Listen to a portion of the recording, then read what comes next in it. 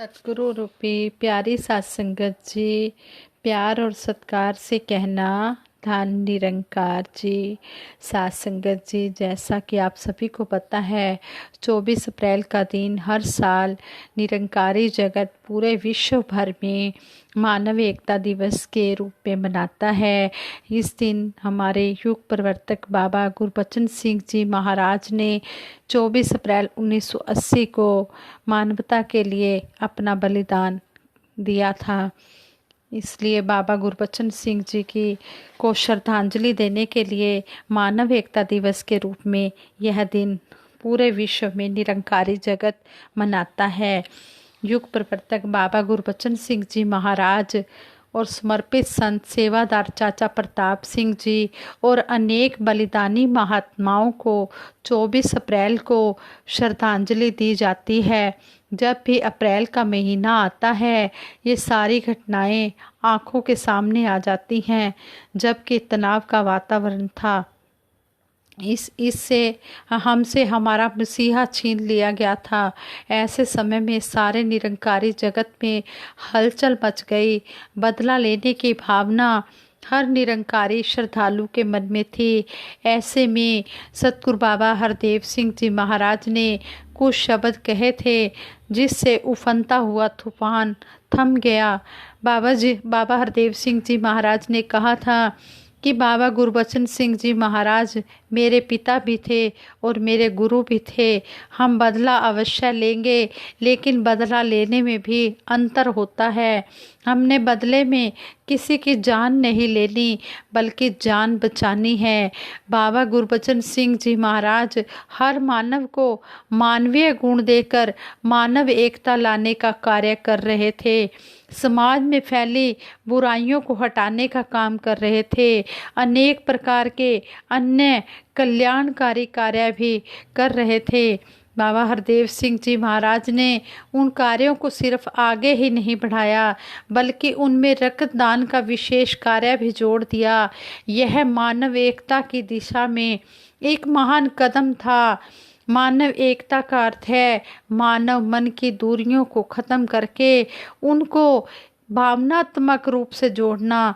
यह तभी हो सकता है जब मानव अपने मूल को जाने कि मैं क्या हूँ, कौन हूँ। इसकी जानकारी सतगुरु ही दे सकता है। सतगुरु संसार में इसलिए प्रकट होता है कि वह मानव को अपने अस्तित्व की पहचान कराए कि हे मानव, तू शरीर नहीं आत्मा है और परमात्मा का अंश है। जब गुरु का ज्ञान, गुरु की मति हृदय में बस जाती है, तो ऐसा व्यक्ति हर मानव में और हर दृश्य में हरि को ही देखने लगता है। फिर परायेपन की भावना समाप्त हो जाती है। पावन वाणी के अनुसार ना कोई वैरी ना ही बेगाना, सगल संग हमको बन आई। ऐसी भावना जब अपना ली जाए तो मानव एकता अपने आप ही स्थापित हो गई। सतगुरु बाबा जी हर मानव को इस सत्य का बोध करा के इसी भावना को हृदयों में स्थापित करते रहे। संपूर्ण अवतार बानी में भी कहा है, जोड़ दे जो तार दिलांदे ओ सतगुरु कहलांदाए। गुरु कृपा से जब दिलों के तार जुड़ जाते हैं तो हर मानव के लिए श्रद्धा और प्रेम उत्पन्न हो जाता है। ऐसा वातावरण बन जाए तो फिर ईर्ष्या, वैर, नफरत के लिए स्थान ही कहाँ बचा। जब ही दिलों में श्रद्धा, प्यार आ जाता है तो एकत्व की भावना भी बन जाती है। ब्रह्मज्ञानी अनासक्त व अभाव वाले त्यागी होते हैं और यह त्याग घर से ही शुरू होता है। भगवान राम जी का राज तिलक होने जा रहा था। पूरे राजमहल में खुशियों का वातावरण था। एकदम से ऐसा पलटा विधि ने खाया और माता कैकेयी ने ही भरत के लिए राज और राम जी के लिए 14 वर्ष के वनवास की मांग कर डाली। भगवान राम जी ने माता पिता का आज्ञा पालन करते हुए छोटे भाई भरत के लिए खुशी खुशी राज्य का त्याग करके वनों में जाना स्वीकार किया। भगवान राम जी का जीवन हमारे लिए आदर्श है। यदि हम भगवान राम जी को मानने वाले हैं तो सोचे कि हम घर में छोटे छोटे त्याग क्यों नहीं कर सकते, जिससे घर में प्रेम व विश्वास का वातावरण बना रहे। बाबा जी कहते, क्यों न उनके घरों में खुशियों की बौछार हो, प्यार के रंग में रंगा जिनका सकल परिवार हो। ये सतगुरु ही होता है जो पूरे विश्व में मानव एकता लाता है और फिर सिखाता भी है कि संत निरंकारी मिशन किसी एक वर्ग का मिशन नहीं है, ये सबका साझा मिशन है। मानव एकता का भाव सनातन धर्म का ही आधार है। शाश्वत धर्म कहता है मानवता हमारे ऋषि मुनियों का ही संदेश है। सर्वे भवन्तु सुखिना, सर्वे सन्तु निरामया, सर्वे भद्राणि पश्यन्तु, माँ कश्चित् दुख भागवे। यदि हम अपने आप को मुस्लिम कहते हैं तो हमारे पीर नबी औलिया आदि पूज्य विभूतियों का फरमान है, यह पहला सबक है किताबे हिदा का कि मखलूक सारी है कुनबा खुदा का। यदि सारी मखलूक हमारे प्यारे खुदा का कुनबा है, परिवार है, तो नफ़रत किस से करें। ज़रूरत है उन सबके आदेशों उपदेशों को मानने की, फिर कोई पराया नज़र नहीं आएगा। यदि हम सिख हैं तो हमारे गुरु पीरों का आदेश है, एक पिता एकस के हम बारक, हमारा पिता एक है और हम सब एक ही पिता की संतान हैं, तो फिर नफ़रत किससे। हम अपने गुरु पीर पैगंबरों के वचनों का, उनके सिद्धांतों का पालन क्यों नहीं कर पा रहे। ज़रूरत है कि हम अपने दिलों को इतना विशाल बनाएं कि सारी मानवता उसमें समा जाए। जब ऐसी भावना बनेगी तो सारे संसार में मानव एकता स्थापित हो जाएगी, वास्तविक भाईचारा कायम होगा।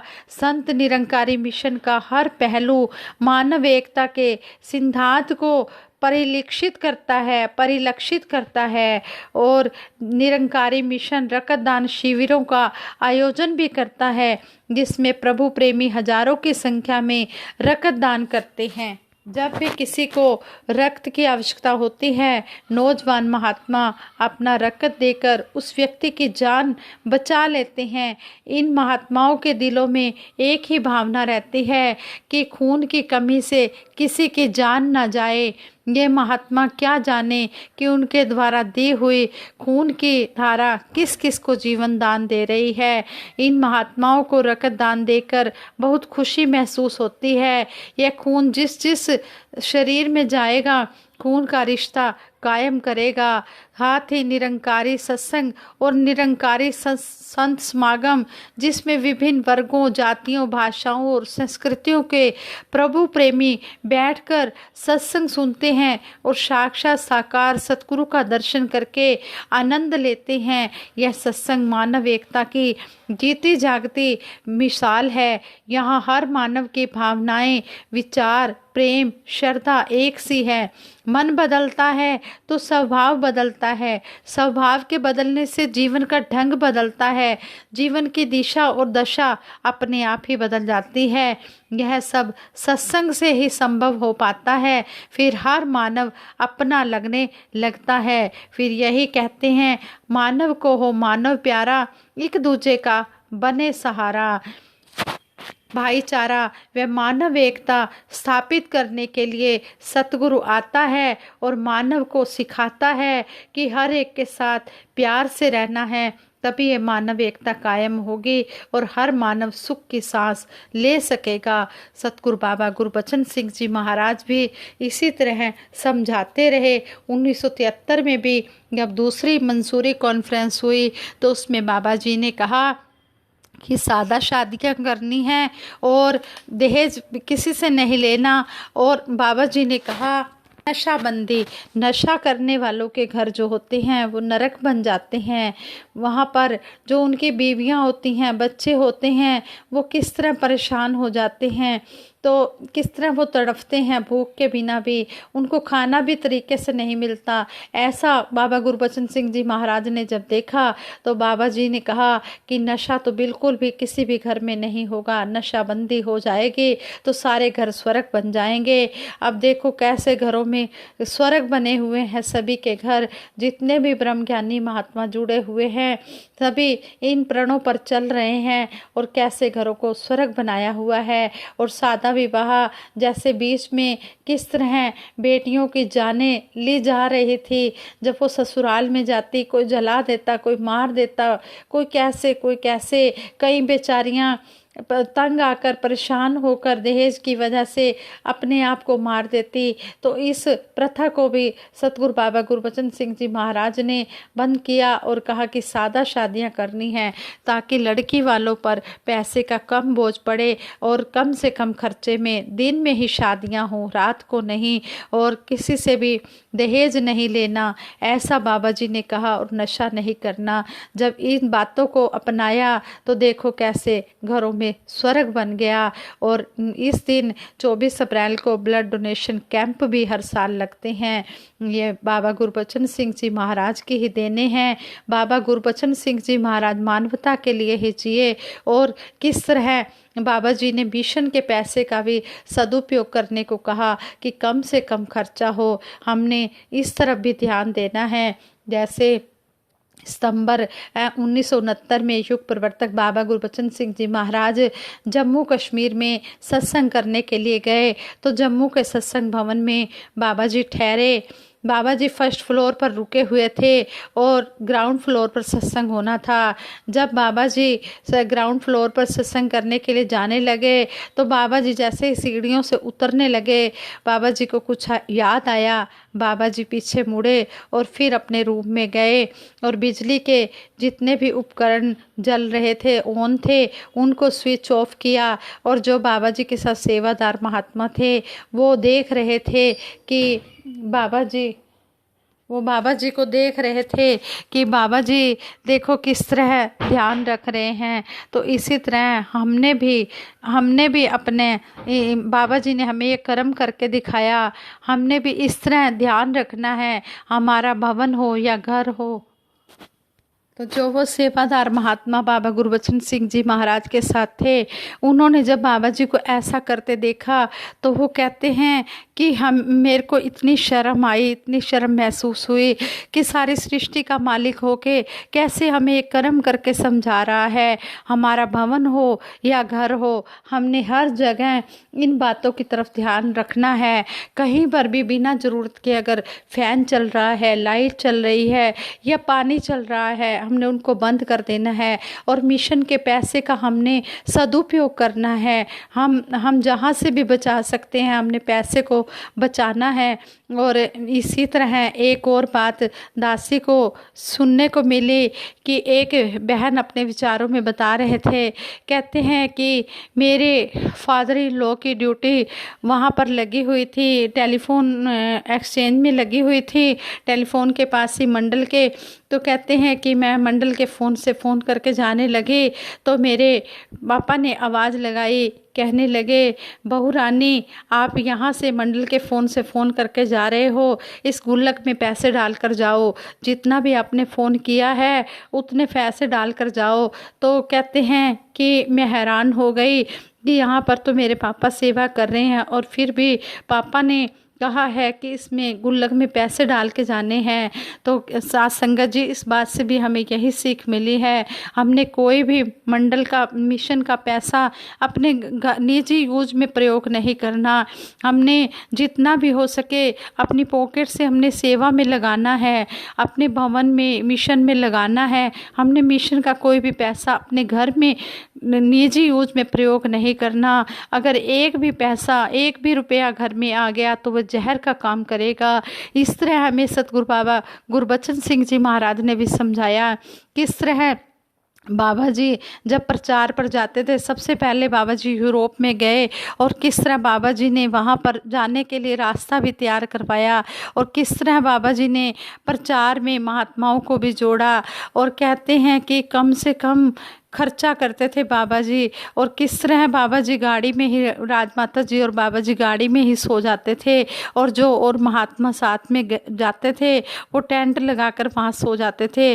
और कई बार महात्मा कहते थे बाबा जी होटल में रुक जाते हैं, तो बाबा जी कहते थे नहीं, होटल में जो हम रुकेंगे, जो होटल में खर्चा होगा वो हम पेट्रोल डलवा कर 2-3 शहरों में और आगे प्रचार कर लेंगे, और जो होटल में हम खाना खाएंगे वही खाने के पैसे बच जाएंगे। वो खाने की जगह वो ब्रेड वगैरह खाकर अपना काम चला लेते थे, और राजमाता जी दाल सब्जी तैयार कर लेते थे और इसी तरह ब्रेड वगैरह खाकर अपना काम चला लेते थे और प्रचार करते रहे। किस तरह बाबा जी ने किस तरह पैसे को, एक एक पाई का किस तरह बाबा जी ने सदुपयोग किया, एक एक पैसे का किस तरह सदुपयोग किया, और हमें भी सिखाया कि हमने भी मिशन के पैसे का सदुपयोग करना है। ये बातें हमने सिर्फ सुननी और सुनानी ही नहीं है, हमने इन पर अमल भी करना है, इनको अपने जीवन में भी लाना है, तभी हमारी ये सच्ची श्रद्धांजलि होगी बाबा गुरबचन सिंह जी के प्रति। आगे जो चाचा प्रताप सिंह जी, ये भी अंत तक सेवादार रहे। किस तरह सतगुरु की कृपा भरी एक नज़र गुरसी की तकदीर बदल देती है और उसे सारे वहमों भ्रमों से निकालकर आनंद की अवस्था मिला देती है। महान सेवादार चाचा प्रताप सिंह जी की अवस्था ऐसे ही विरले सेवादारों में थी, जो एक बार गुरु के हुए तो गुरु के होकर ही रह गए, फिर सतगुरु से अंतिम श्वासों तक जुदा नहीं हुए। प्रताप सिंह जी को प्यार से चाचा प्रताप सिंह जी के नाम से संबोधित किया जाता है। विनम्र भाव से संतों की निष्काम सेवा का भाव उनकी रग रग में समाया हुआ था। चाचा प्रताप सिंह जी का जन्म सिंध नवाबशाह में के एक धनाढ्य और प्रतिष्ठित परिवार में पिता श्री कंवर सिंह जी के यहाँ हुआ। बाद में ये भारत आकर अहमदाबाद में रहने लगे। यहीं पर आकाशवाणी में सर्विस करने के साथ लाउड स्पीकर की सेवा के दौरान शहनशाह बाबा अवतार सिंह जी से उन्हें ब्रह्म ज्ञान की प्राप्ति हुई। ब्रह्म ज्ञान की प्राप्ति वाली घटना ने उनके जीवन की दिशा ही बदल दी। वे जल्दी ही अपनी जॉब से रिजाइन देकर शहनशाह जी के पास सेवा करने दिल्ली आ गए। वे उन दिनों संगतों को रेलवे स्टेशन छोड़ने के लिए रिक्शा पर बैठाकर ले जाया करते थे। सेवा दल की स्थापना में भी चाचा प्रताप सिंह जी का महत्वपूर्ण योगदान था। इन्होंने बहुत मेहनत से शहनशाह जी और जगत माता जी के आशीर्वाद से सेवा दल को मजबूती प्रदान की और जीवन भर सेवा में लगे रहे। एक बार सफाई कर्मचारियों ने जब हड़ताल कर दी तो चाचा प्रताप सिंह जी ने सुबह सुबह 5 बजे उठकर लेडीज़ के कपड़े पहनकर सारी निरंकारी कॉलोनी की सफाई कर दी। और जब बाबा गुरबचन सिंह जी महाराज उठे, उन्होंने देखा तो शहनशाह जी ने देखा, बाबा जी ने देखा तो हैरान हो गए कि ये निरंकारी कॉलोनी की सफाई कौन करके गया। जब उन्होंने देखा चाचा प्रताप सिंह जी लेडीज़ के कपड़े पहनकर ये सफाई कर रहे हैं तो वो हैरान हो गए और कहने लगे कि आप अनथक सेवादार है। वाकई में ही ये सेवादार ऐसे कि जो गुरु के लिए ही जिए और गुरु के लिए ही मरे। 24 अप्रैल 1980 को चाचा प्रताप सिंह जी दिल्ली में शुक प्रवर्तक बाबा गुरबचन सिंह जी की प्राण रक्षा करने के प्रयास में मानवता की बलिवेदी पर शहीद हो गए।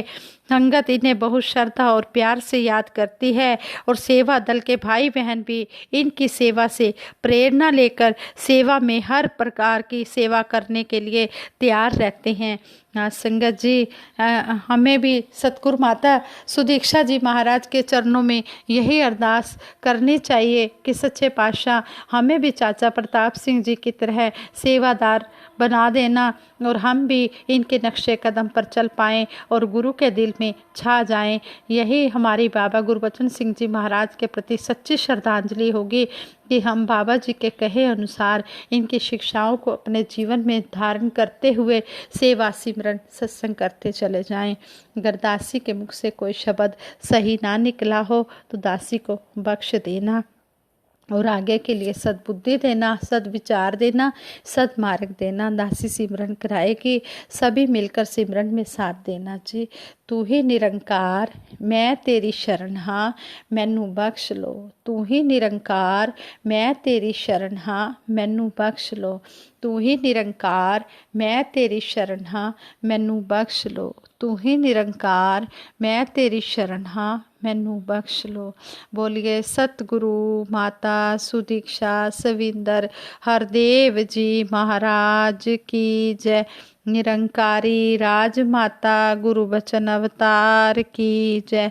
साथ संगत जी प्यार से कहना धन निरंकार जी।